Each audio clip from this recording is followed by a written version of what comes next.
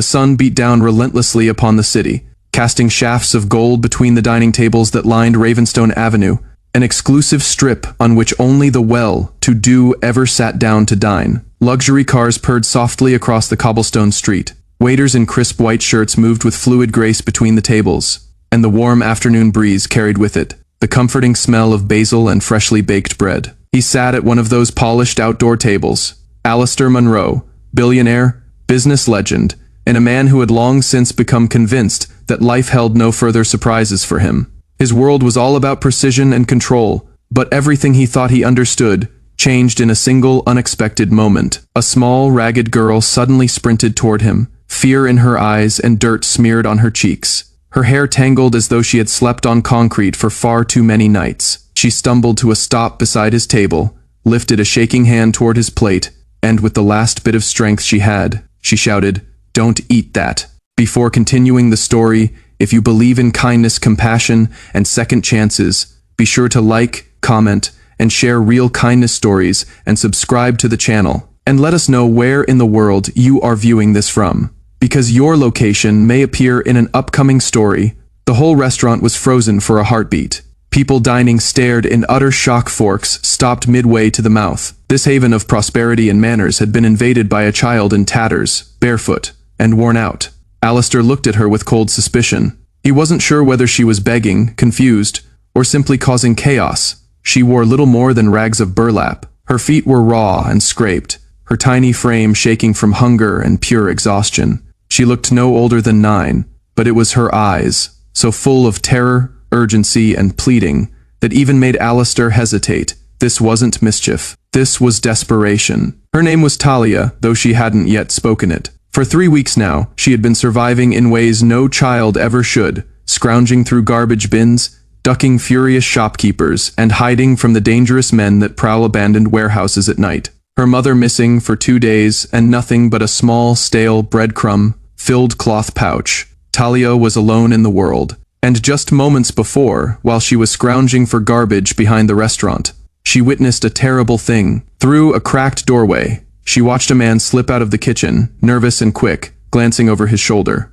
He pulled a small vial from his pocket, poured its contents into a bowl prepared for the billionaire at table 7, then vanished into the crowded street before anyone noticed. Talia saw everything: the scar across his neck, his shaking hands, his cold, empty eyes. She didn't know who the rich man outside was. She didn't know what the powder was, but she knew danger when she saw it, and she had seen too much cruelty in her short life to stay silent, so she ran hard, faster than her small legs had ever carried her. And now she stood trembling before Alistair, her lungs burning, trying to warn him the only way she knew how. At first, Alistair thought she was trying to steal food. The murmurs grew louder around him. People were offended, shocked, annoyed.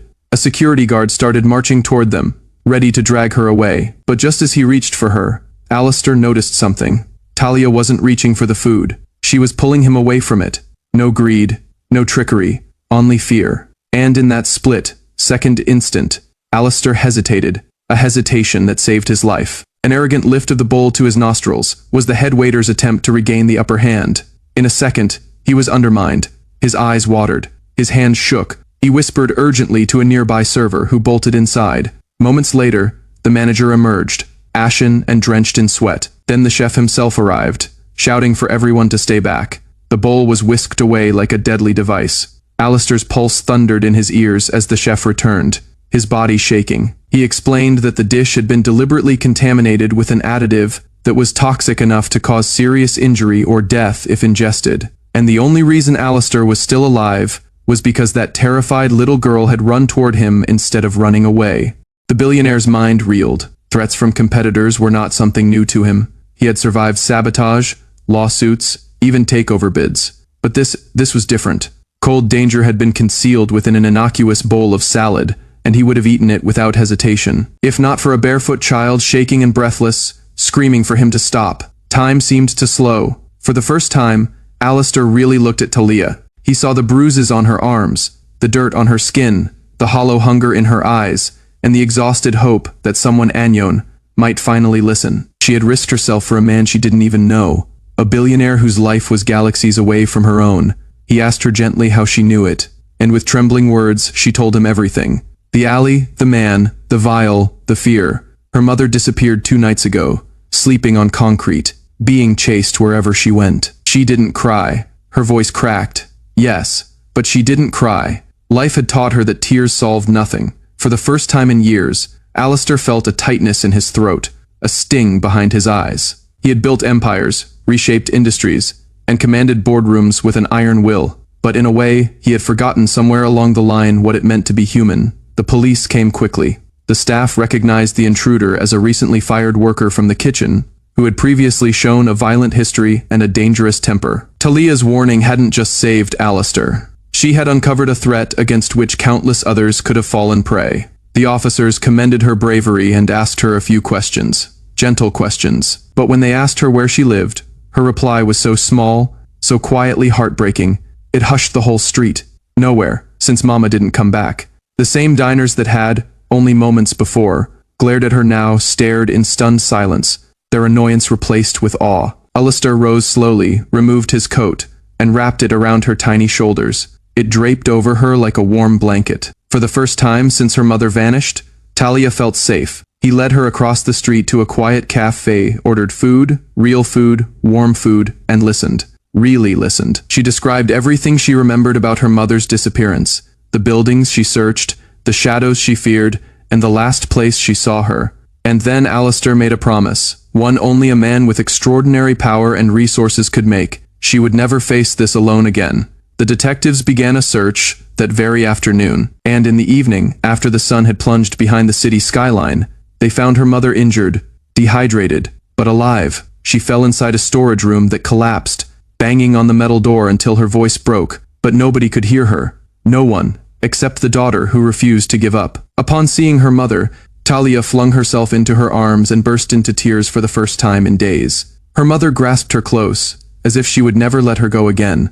Alistair stood a few steps back, deeply moved.